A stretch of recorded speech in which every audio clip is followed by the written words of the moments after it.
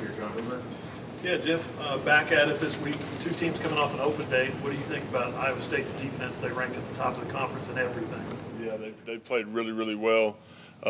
Really defensively have given them a chance to win every single game they've played. So just a ton of respect for how they play, the way they play, how well they're coached, and be a great challenge for us on the road this weekend. So basically do a lot of rush three, drop eight. What is it that they do unique that other teams that try that scheme don't do? Yeah, I think that there's just a ton of belief in the system. It's really been invented there, and those guys have done a great job continuing to find ways to get better at it inside the building. Again, there's great belief, there's great energy about how they play and the way they play, and I think that's what jumps off the tape as much as anything. Okay, right here, Jesse. Hey, Jeff, you mentioned after the game against Kansas that it was good to get Marvin so involved, the 9-catch performance. Just how big was that performance from him, and what do you need from him during this last stretch of the season? Yeah, it was important. I think everybody's very aware of how important Marv is to us offensively in creating chunk plays and some situational stuff that has given us an advantage when he's gotten it. So we'll continue to trend that way. I don't think that's a surprise to anybody, but was happy for him. Again, he's been the same guy every single day, so I was glad he was able to go out and have some success on Saturday.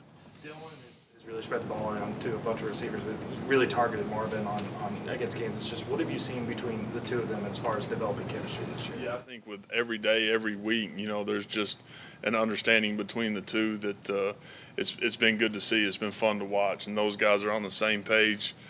There's great energy between Dylan and the receiving group, and especially Marv. So it's been good to see. Jeff, how big of a week was last week for someone like DJ Graham making that move, and what have you seen from him that makes you think he could have an impact on this side of the ball? Yeah, I think it was a big week for everybody, just from the standpoint of getting fresh, having a week to be able to get a jump on these guys going into Ames on Saturday, and not just for DJ, but for the entire unit, for the entire football team. Just again creating some fresh legs and getting these guys a little bit of rest while still having a great week of work and getting a good jump. So it was good for everybody. James. Hey, Jeff, could you get into a little bit what you concentrated on last week with the off week, and also a guy like Dylan who's so experienced? What does he do during an off week? Because I know he probably continues to drive and grind. Yeah, again, it was all about refreshing and our guys getting the opportunity to still have a great week of work, but understanding that there wasn't an immediate opponent, but it was so much more about us just getting better every single day.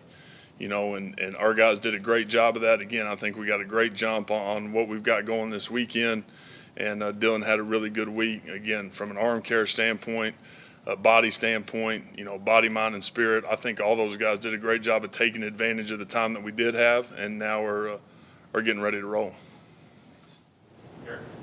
Jeff, you guys had a lot of success on third down against Kansas. I want to ask you just about the concerted effort to really win that down. You guys were struggling a little bit going into that game. Yeah, I think it was all about pitching and catching, throwing and catching, guys making plays on the perimeter. We had a couple of guys make some incredible competitive plays, which was great to see. We're going to continue to need that moving forward. We had a really good day on third down. We're going to need that on Saturday as well.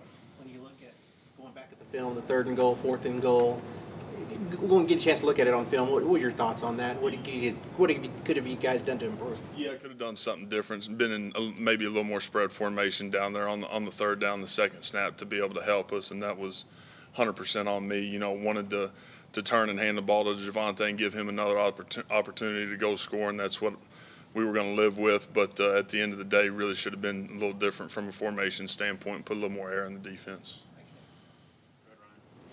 Yeah, Jeff, you talked about getting a jump on this week's game last week with the bye week. I imagine also get some of those young players some work in there. How do you feel about the way that the freshman receivers and tight ends have come along, specifically Jaden Gibson? Where do you feel like his progress stands right now? Yeah, young guys did have a really good week. They got a bunch of work. Proud of how Jay Gibb has worked and and tried to put himself in a position to help us on Saturdays. Hadn't had a ton of opportunities to do it, but again, he's done a good job of being mindful and understanding that his time will come as long as he continues to put in the work and being the same guy every single day. So just proud of his take on it and how he's attacked it. Do you feel like overall that some of those guys have a chance to see their roles grow here late in the season? It all kind of depends on the flow of the game. Obviously staying healthy is a huge deal as we move forward. Those guys are going to get some opportunities and got to make the most of it when they do, and they will. Eli. With DJ, when the position change, what sort of precipitated that? And with 5 games left, what's realistic for him and what he could do in his new role? Yeah, I'll leave that to Coach V. He was obviously DJ on the defensive side of the ball. Those conversations weren't necessarily had with me, but DJ's a great kid, and now we'll create some reps and some work for him as we move forward. I asked you, I think 2 weeks ago, about Braden Willis as an offensive weapon. He's also seemingly taken on this role as part of the backbone of this team and has a lot of respect from his teammates. Where did you first see that with him when you showed up here? It was early on. It really was. Again, there was great conversation with B. Will, myself, and his family, Coach Wager. As far as him coming back, he ultimately made that decision because he felt like it would be best for him. He put great trust in us, and so incredibly appreciative for that, and it's paying off for him. Again, any opportunity I get to brag on B. Will, I'm going to. He is Oklahoma football. It's who the kid is to the core, and it's what we want to be about. And so just proud of him and his consistency, and look forward to him playing his butt off Saturday. Second row, Ryan Chapman. Against Kansas, did you get a sense with Dylan coming back in that the offense almost just kind of like settled in and let the game come to them as opposed to maybe press them to make some of those plays? Yeah, I thought it was good. I thought complemented each other really well. Had pretty good balance, throughout the day, which was critical. Cannot have the issues with the ball being on the ground and the one interception. I thought that's what created the game to be maybe a little closer than it needed to be. Credit to Kansas as well for playing the way they did. But we got to take care of the ball better. But I thought our guys played their butt off and really tried to strain. Is that something that with the success that you had outside of the turnovers that can settle the guys for this home stretch here as you kind of run in? I think so. And again, I think if you look at it when number 8's caught the snap, offensively we haven't been near perfect, but we've been pretty good. So we're going to continue that trend Saturday. Here, Mason Young. Jeff, what was the biggest thing you were pleased with in terms of the O-line's performance against Kansas, and what are you looking for them to do coming out of the bye week against Iowa State? Yeah, I got to continue to keep Dylan clean, keep him upright. Had the one sack where we had the one breakdown, but again, played pretty well up front. I think we've gotten better every single week.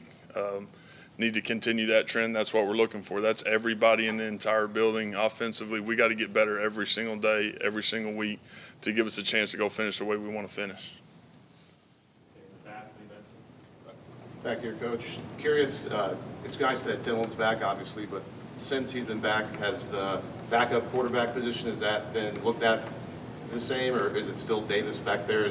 Or I guess I'm asking, has there been more of an open competition since Dylan's come back? All those guys have gotten reps.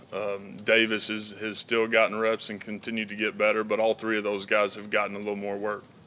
Since it went the way it went when Dylan wasn't playing, did that give you a little bit more, I guess, focus on that position now moving forward in case, Dylan does have to miss some time again? Yeah, I think the open date as well, just creating some reps for some guys and being able to free up from a time standpoint, being able to get some guys work was needed and was good. Any more questions?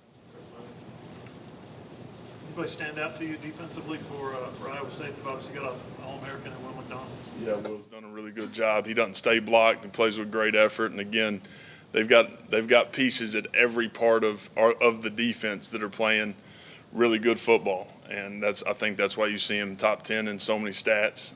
They've got some guys that have honestly are playing above their head, and it's because of buy-in, it's because of effort, and they've done a great job. Is there a fundamentalism about their, that's probably a stupid word, a fundamental kind of approach to what they do defensively, where you don't see a lot of mistakes, you don't see a lot of busts, you don't see a lot of missed tackles? Yeah, I think part of it's those guys been doing it for a long time, you know, and been in the same building, hearing the same thing, hearing the same coaching points.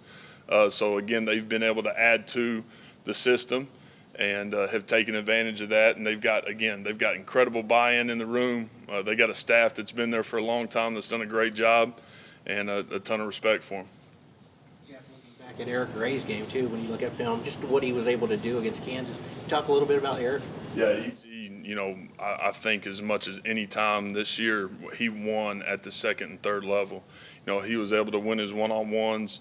Thought big boys in perimeter did a really good job getting him into space, and then Eric did a great job of winning his matchups, which was great to see.